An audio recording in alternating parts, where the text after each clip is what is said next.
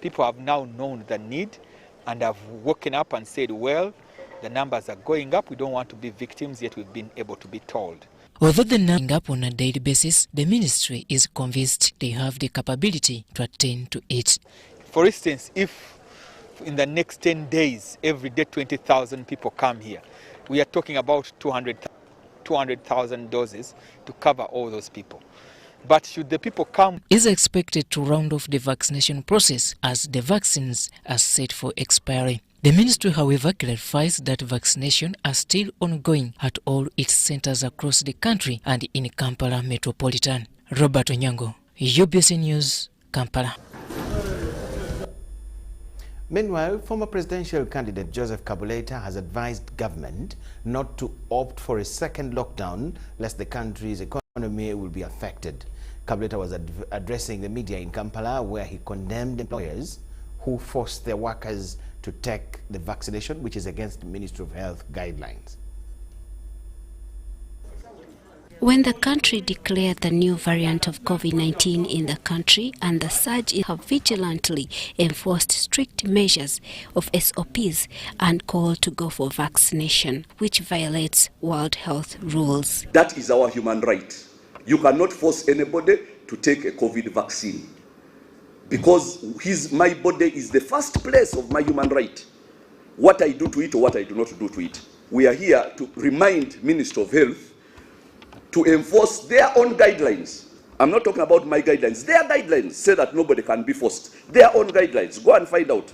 Ministry of Health guidelines. Nobody should be forced to take a COVID vaccine. He says one should take up the vaccine willingly without conditions of either being terminated from the place of work or denied a service. If there is any over-enthusiastic company or person or their employees' human rights, we shall go and sue that company, or it has never been on the side of somebody infringing on somebody's body. But Dr. Daniel Chabayinze, heading the Ministry of Health team at Kororo COVID-19 Vaccination Center, says it is still necessary to take the jab. There has been a lot of misinformation and people believing whatever they read on social media to be true, which is not the case. At least 5 people had been detected with the Indian variant, 135 with Ugandan variant, 15 people with South African, 15 with UK strain, and 13 people with a Nigerian strain. Jane Ramchisha, Ando Sebera, UBC News. Over 2,000 suspects were arrested during the weekend countrywide for allegedly violating the anti-COVID-19 regulations set by the Ministry of Health to curb the spread of the pandemic. It says that more emphasis is to be put in the highly risky surge of COVID-19 in Uganda. Police is reinforcing its operations, targeting rules faulters.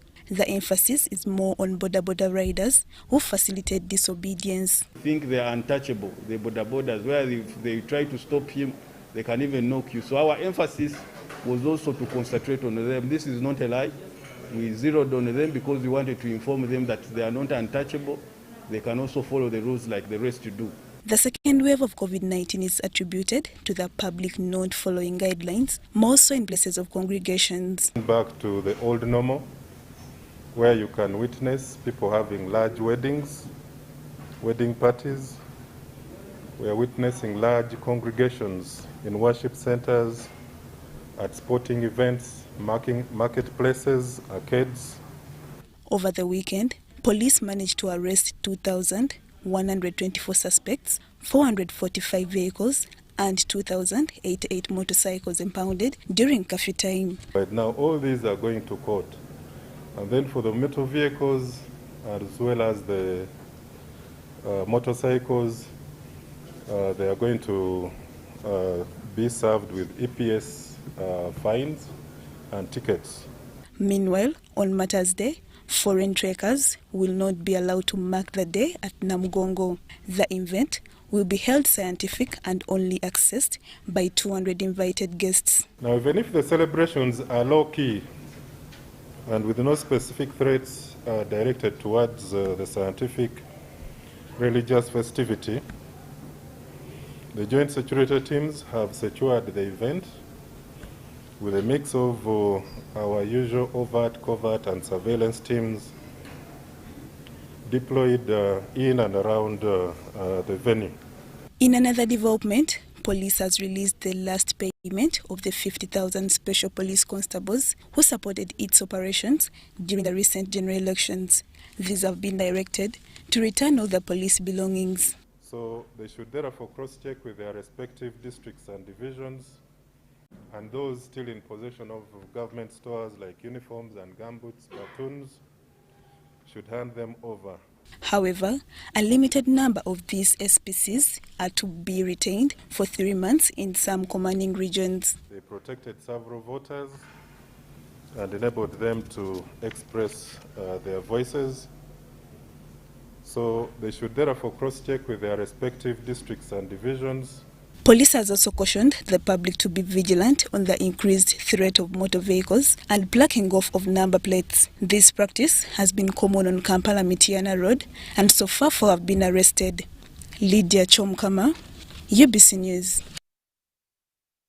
Heads of taxi operators in Kampala through the umbrella body organization, the Kampala Taxi Operators Association, are sounding stringent actions and penalties to be imposed on taxi drivers and conductors who have failed to implement the Ministry of Health SOPs to curb down the rising of COVID-19. As our reporter Shaidat Nasaku tells the story, the planned swing into action follows President Museveni's public awareness address on the state of COVID-19 in Uganda.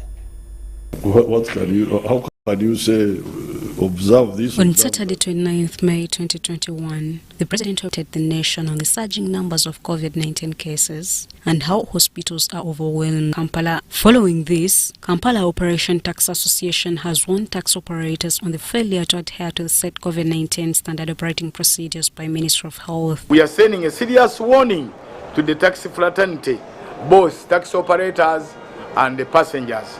We have therefore to enhance our daily operations of checking on those in violation of the OPs, and we shall stop anyone from taxi business services and may, if need be, hand the same to the responsible authorities, preferably the police and the Kampala Capital City Authority. The Public Relations and Communications Officer Moses Maweje Berunji has issued a list of guidelines to be followed by the operators, and failure to observe them. To put on face masks to cover, and those who transport or sanitize them every now and then. Number 3, to social distance while in our places of work, that is inside the taxis and the places of operation such as parks and all stages. It's our prayer, humble prayer to KCC and the police to assist us in enforcing the directives that were put in place by the National COVID-19 Task Force. At the briefing, he appealed to passengers to shun tax operators who don't adhere to the set COVID-19 standard operating procedures. They should as well be vigilant and tolerant. Shaidat Nasaku, UBC News. The Vice-Chancellor, Chambogo University Professor Eli Katunguka, has urged government to open up Nambole Stadium as an isolation treatment center for the surging cases of COVID-19. Professor Katunguka made the remarks at a media briefing over the overwhelming COVID-19 cases reported at Chambogo University, and this surge has left the university with no option but to put an interim end on physical learning. Due to the increased numbers of COVID-19 cases at Chambogo University, the university administration has started tightening the grip on the enforcement of COVID-19 measures. The university is also putting much emphasis on online and students out of danger. We shall go ahead with Odell, and for those students who will not have benefited from this, when we resume physical classes, we shall provide the catch-up. Since the university resumed physical lectures, it has registered over 50 positive cases of COVID. Dr. Grace Melegura is also concerned about the delays in releasing the COVID-19 results from the central laboratory, leading to the surging of the numbers. So most importantly is that when these students test positive, we have been opting for home care for these students. But as we know, these students still come back into the institution and infect their colleagues. Professor Katunguka says due to the lack of isolation centers, the students and staff that test positive still interact with other students. If government can open Nambole, then those who test positive can be evacuated. Because right now we have that challenge. People test positive, they may go and isolate at home, in their hostels, but some of them keep coming. However, he appealed for express vaccination of university staff members. Jane Nyiramujisha, UBC. Jane Nyiramujisha reporting from Chambogo University. We're taking a very short break. Do not miss what we have on return. It's UBC News Tonight.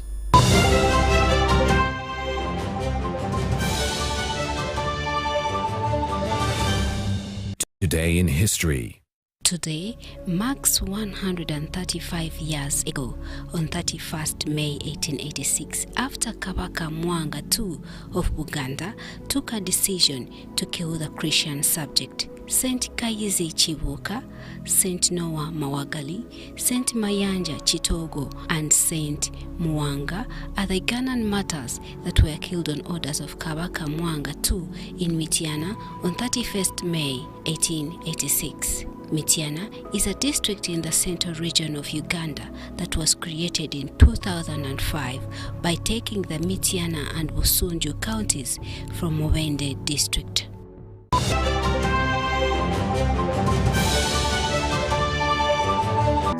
The small one can become the big one. It's the same here. And here too. Watch every move. Record every number so you can plan better.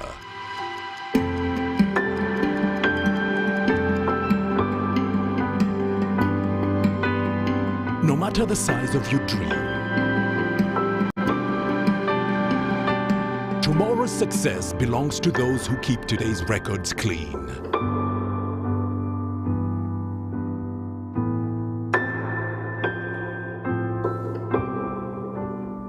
File your returns today. Uganda Revenue Authority. Developing Uganda together. We've cut and reduced our MTN Momo withdrawal rates. Now you can withdraw mobile money at the lowest rates. You also get MTN Central Points when you deposit, send, and withdraw MTN mobile money. Visit our Momo agents countrywide and withdraw mobile money at our reduced rates from 1st May 2021. Everywhere you go, MTN. Therefore, understanding this model.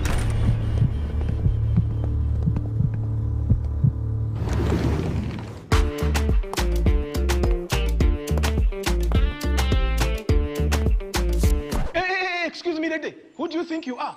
A queen? Hey, haven't you heard? Get Airtel Chillax bundles and browse like a queen. Get Airtel Chillax bundles that do not expire and browse like a queen or king. Dial *175# or use My Airtel app.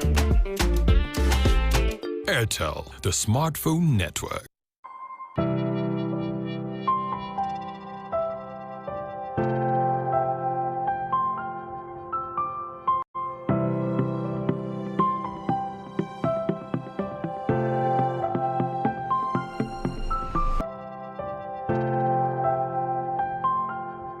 Check COVID-19, soap and water regularly. Together we can defeat this enemy.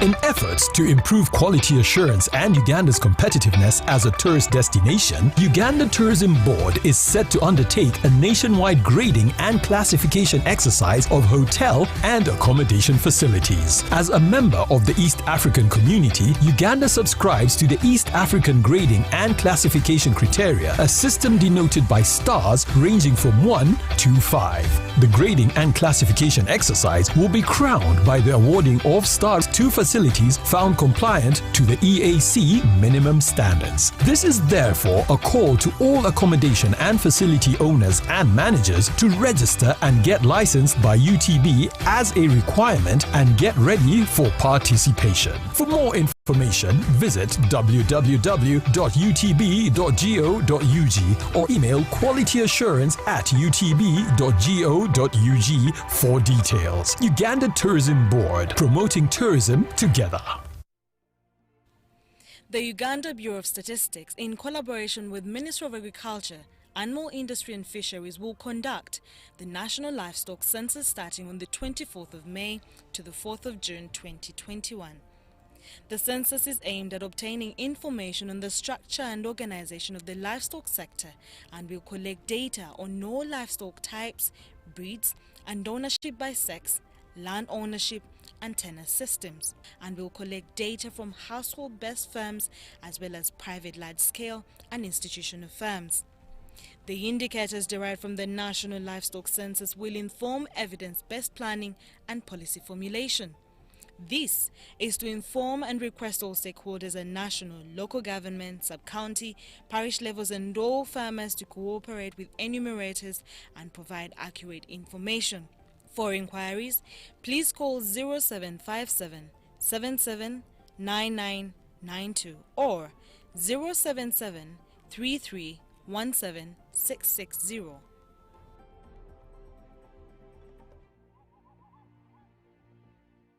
Prosper with Airtel Money today. Become an Airtel Money agent. Apply or register today as an Airtel Money agent free of charge. Or call us on 0800 327 327 toll free. Submit your business documents to be verified by Airtel Uganda free of charge. Feedback will be communicated within a maximum of 5 working days. The Airtel team will be in touch with you for the next business steps, still at no cost. Inquiries, applications or registrations and verification are all free of charge. To register or know more, call us today on 0800 327 327 toll free. Airtel, the smartphone network.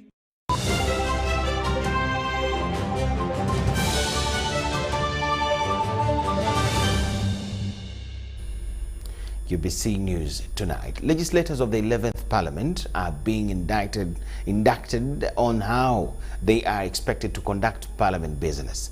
The induction was presided over by the Speaker of Parliament, the Right Honourable Jacob Olanya. Parliament has started inducting legislators of the 11th Parliament, focusing on the rules of procedure, social etiquette, and their responsibilities. The function, presided over by the Speaker of Parliament, Jacob Olanya, and Deputy Anita Mong Anet, legislators were urged to argue objectively and ensure an evidence-based debate. You are equal, yes, but only one of you can be given the attention of the House at any given time. Olanya told the 529 MPs that the majority will be respected. I have had debates in the House where the opposition on the matter was coming from the NRM, on the propositions coming from their own government, and the main opposition was coming from NRM. Those situations have been there. What it simply means is that members have decided to exercise their rights as who could not be here, and speaking on their behalf. That proposition, which has been brought by our own government, is not right. He pledged to work with the Deputy Speaker, Anita Mong, to have humorous sessions to his Parliament work. I discovered that we process more business if the House is happy. We do less if everybody is annoyed. So, the Deputy Speaker and myself will try our best to put the House in its best mood. Abud Katuntu, one of the senior legislators, cautioned fellow MPs when deliberating. Whatever we do should be public. Our business should be public. That is why the press is always here. Actually, we have a huge press community in this house. I've learned that it's very important to honor one another, and the language is going to change. So for us, really, it's a milestone, especially for the new people that we didn't know that we would have learned on our own. So I want to thank the clerk and the Speaker of Parliament. So we are so grateful that today they have given us the three major core functions, roles and responsibility of a member of Parliament. That is oversight, representation, and legislation. But Katonto's proposal to have identifications drew mixed reactions. Once you have this that distances you from the people who voted for you, you move as an MP, you have a tag as an MP. For me, I don't believe in that.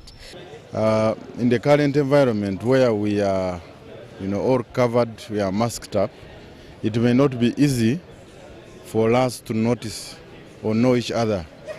So I don't think there's a problem with the idea. I don't like them because we used to put them on still sort of school children, but now we are MPs and we are. Bernard Higa, Parliament.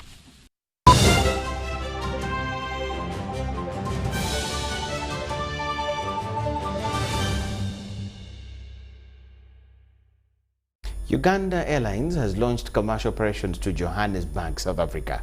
The inaugural flight, UR710, was flagged off by the head of public service, Alex Micheal, flanked by the Permanent Secretary, Ministry of Works and Transport, and the South African High Commissioner to Uganda.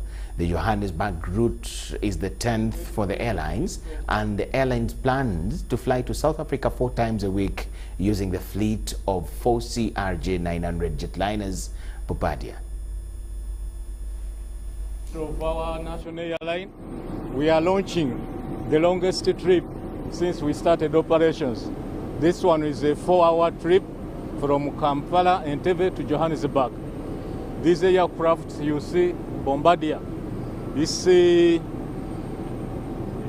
flight hours is 6 hours maximum, but the maximum is allowed, they call it endurance, is 4 hours in the air. So that if it cannot land, the other 2 hours can take it to another place, destination. So today we are flying the longest endurance as far as Bombardier is concerned, and I'm very excited about it. Our president has always emphasized Pan-Africanism as one of the pillars for Africa if it is going to be fully liberated economically and otherwise. I would like to, on behalf of all the people of Uganda, big and small, to thank the Republic of South Africa through Her Excellency here for having opened us this route, which, as you have already said yourself, should promote trade, should allow more Ugandans to go and do all useful things economic, so that we will both benefit. During those times, and today we're working together to develop our two countries. We're working together to grow our economies. This launch inauguration of the Uganda Airlines today is actually going to promote tourism between our two countries. It will promote trade between our two countries. It will also promote investments.